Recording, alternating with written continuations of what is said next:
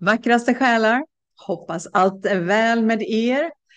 Jag har inte spelat in någon video på ett tag. Jag har varit i Sverige en vecka och varit med mina barn, barnbarn och ja, full rulle där verkligen.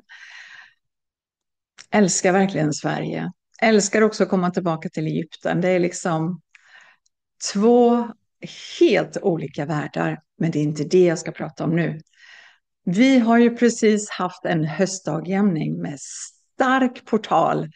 Och vad har vi haft mer? Vi går ju just nu in i en mycket speciell tid på jorden. Höstdagjämningen har precis varit en av årets stora portaler. Det är en tidpunkt då dagen och natten nästan är i perfekt balans. Ljuset och mörkret möts. Är inte det lite intressant? Och det är en påminnelse om balansen i oss själva. Det vi bär, det vi skördar och det vi behöver släppa taget om. Så detta är en mycket speciell tid. Och höstdagjämningen är ju verkligen en balanspunkt. Och samtidigt sker ju också kosmiska händelser som väcker frågor. Många menar att det markerar en större vändpunkt för mänskligheten.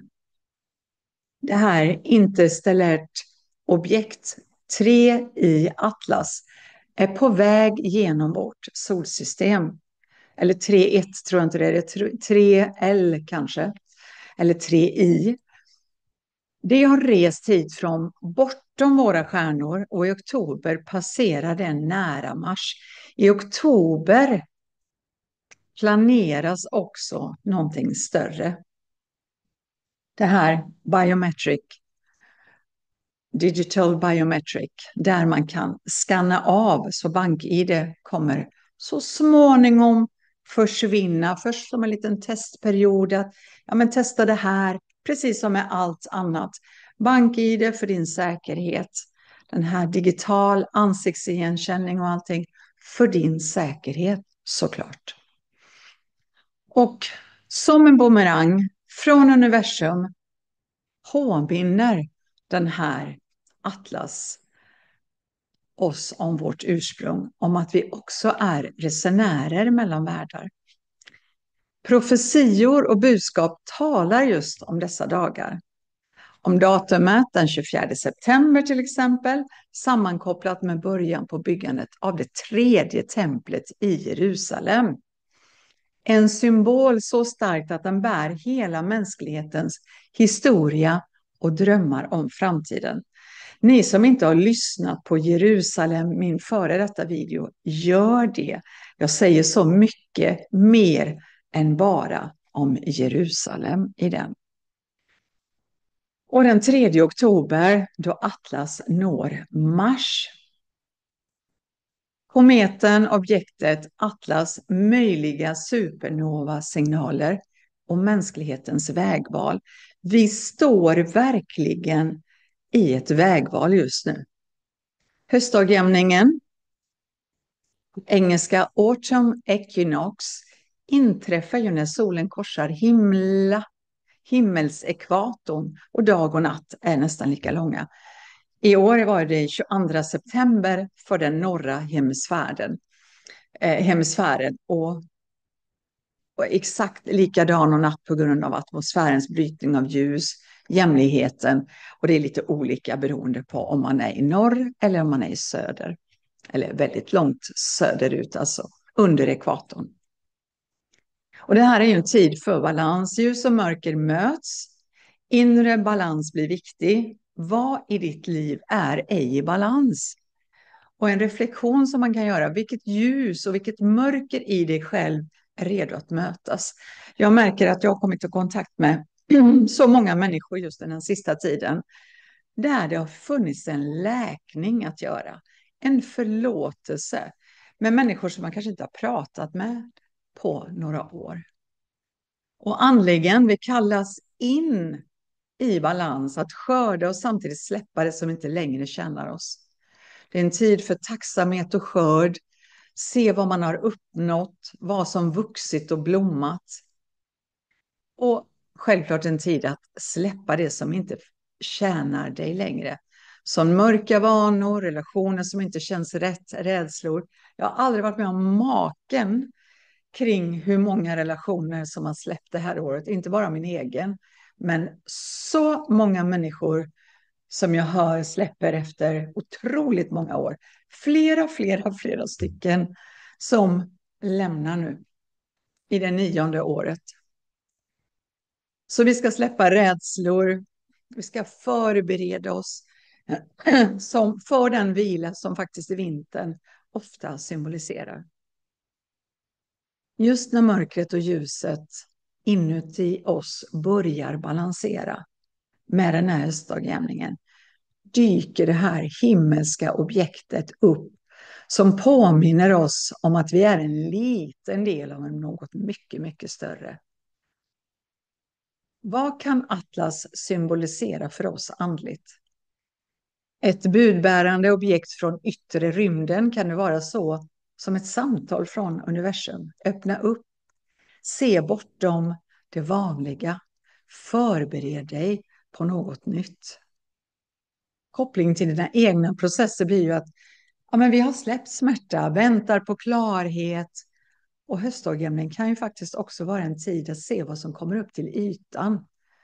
Att skörda dina egna lärdomar. Och Atlas kan fungera som en spegel. Något gammalt men del av nya kosmiska cykler. Så det här Atlas är ett interstellärt objekt, det vill säga det kommer från utanför vårt solsystem. Det hittades först 1 juli 2025, så det är inte så gammalt. Och studeras nu av astronomer världen över. Det är okänt exakt hur stort det är, men det kan vara ett unikt fönster till material som är väldigt gammalt, kanske äldre än delar av vår galax, vilket gör det extra spännande. Kometer brukar ju ha en svans och ånga, men detta objekt visar vissa egenskaper som är mindre tydliga. Till exempel en mystisk glöd och färdväg. Vilket får människor att undra om det bara är en vanlig komet eller om det kan vara något ännu mer ovanligt. Det kan vara en budbärare från kosmos. På väg förbi Mars i oktober, 3 mars. 3 mars åker jag till Kairo för att åka vidare till Indien. Det här är väldigt, väldigt spännande att det händer precis just då.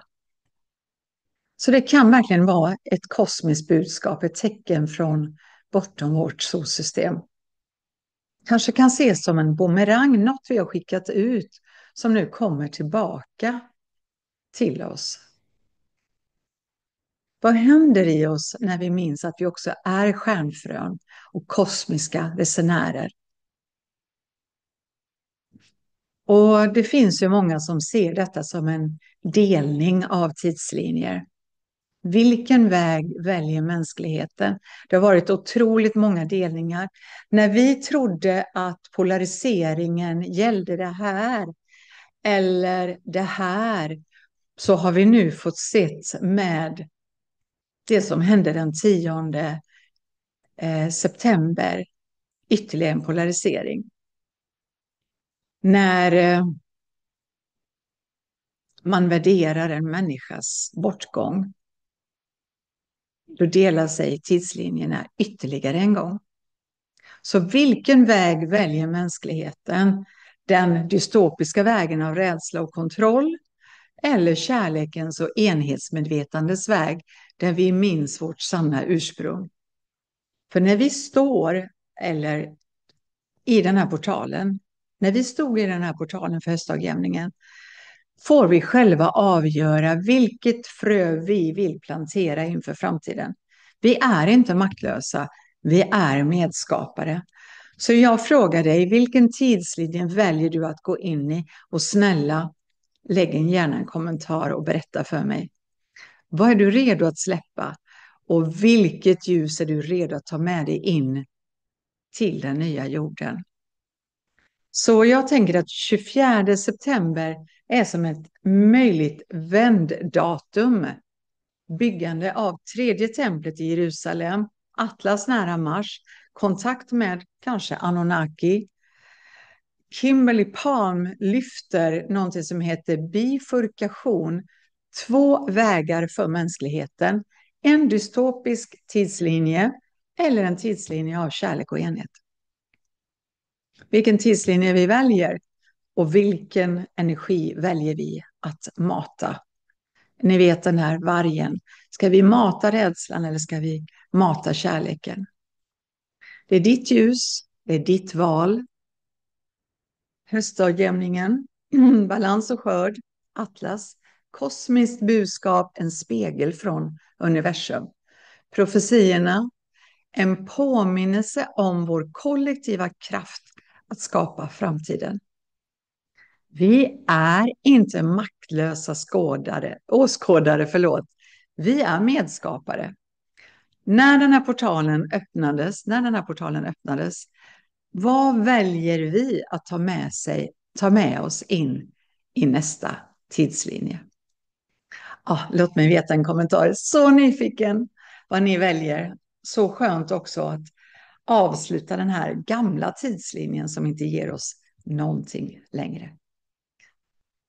Satnam, fina ni. Alltså tacksam för att ni finns på kanalen och att ni kommenterar, delar mina videos, prenumererar på kanalen. Det ger ju mig jättemycket och väldigt mycket energi att vilja fortsätta. Så vi syns, vi hörs och vi känner.